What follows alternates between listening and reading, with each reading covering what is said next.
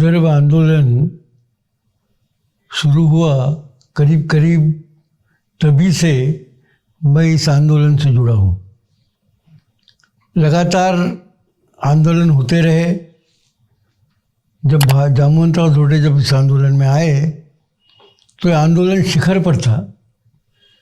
उतना ज़ोरदार आंदोलन उसके पहले भी नहीं हुआ, उसके बाद में भी नहीं हुआ।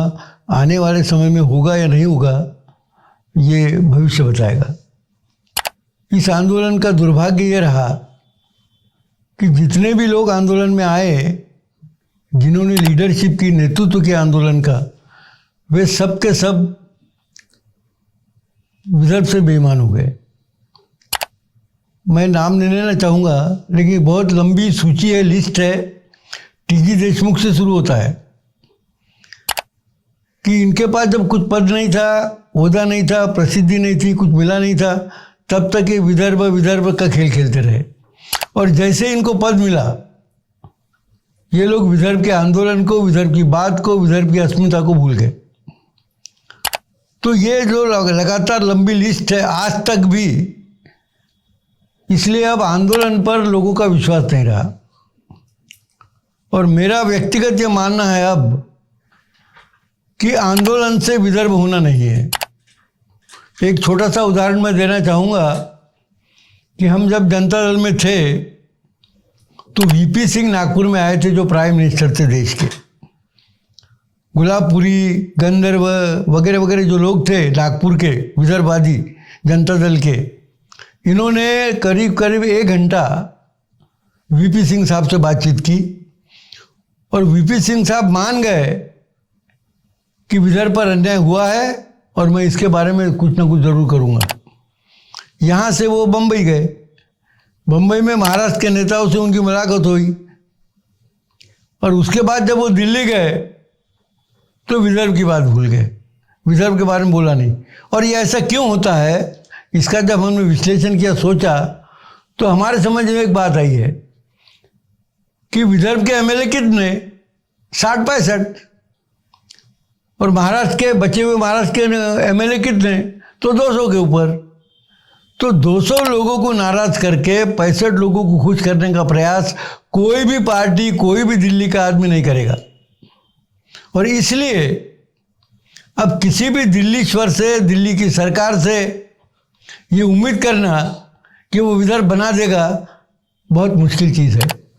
आपको मालूम होगा अटल बिहारी वाजपेयी के समय में जिन्होंने आंदोलन भी नहीं किया, ऐसे राज्यों को अलग राज्य मिल गया, छोटे छोटे राज्य। लेकिन जो 100 साल से विदर्भ का आंदोलन चल रहा, जो लोगों की मांग है, उसके तरफ उन्होंने ध्यान नहीं दिया। और सबसे बुरी बात तो यह है साहब कि नेहरू जैसे आदमी ने, विनोबा जैसे आदमी ने ये बोला कि विदर्भ वालों की मांग है, इसको मानना चाहिए। अगर ये नहीं मानते आप तो ये लोकतंत्र की विरोधी नीति हो जाएगी। विनोबा ने तो स्पष्ट शब्द में कहा कि विदर्भ वालों की मांग है, आपको मानना चाहिए। अगर लोकशाही को आप मानते हैं तो विदर्भ के लोगों को जाने दीजिए।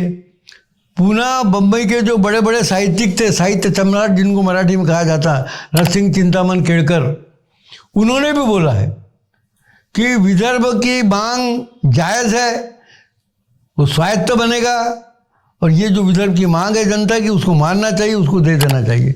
तो इतने बड़े बड़े लोगों की बात जब लोग नहीं, सरकार नहीं मान रही, तो हम और आप कितना भी आंदोलन करेंगे, ये बात कैसे मानी जाएगी।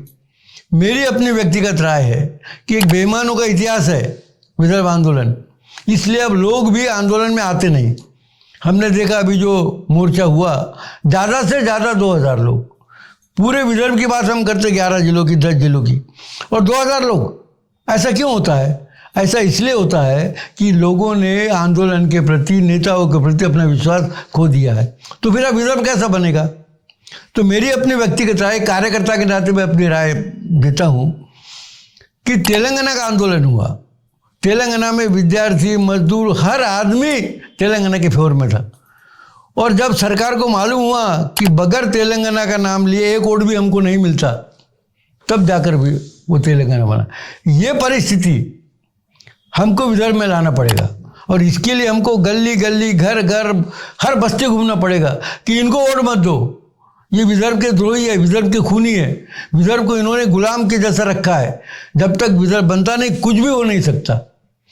तो जब लोग तैयार हो जाएंगे तब जाकर कुछ संभावना बढ़ेगी, तब तक बहुत मुश्किल है।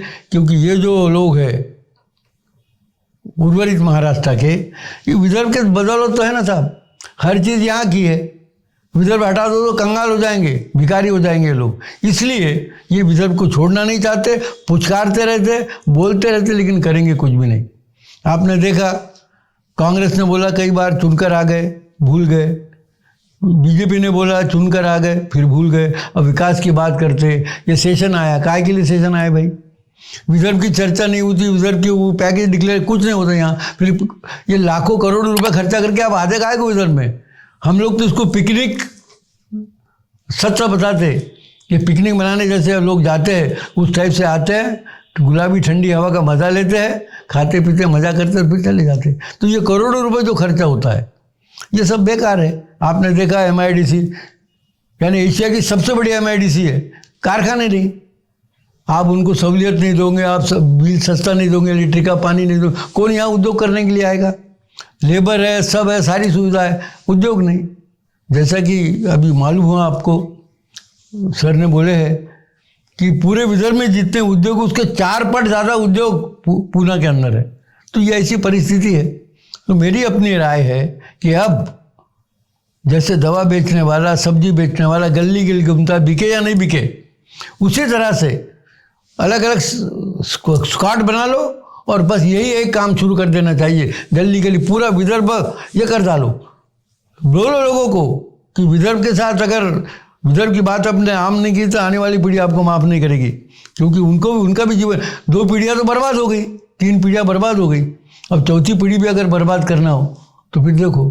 तो ऐसी बात जब तक नहीं होती, पूरा विदर्भ जब जागेगा नहीं, तब तक विदर्भ आंदोलन होता नहीं।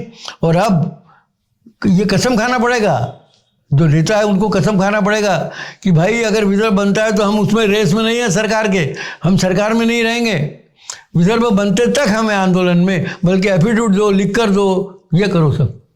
तो मैं यही अनुरोध करूँगा तमाम कार्यकर्ताओं से, नेताओं से, जनता से कि जब तक पूरा विदर्भ जागता नहीं, सुलगता नहीं, तब तक विदर्भ होने की संभावना बहुत कम है। धन्यवाद। जय विदर्भ।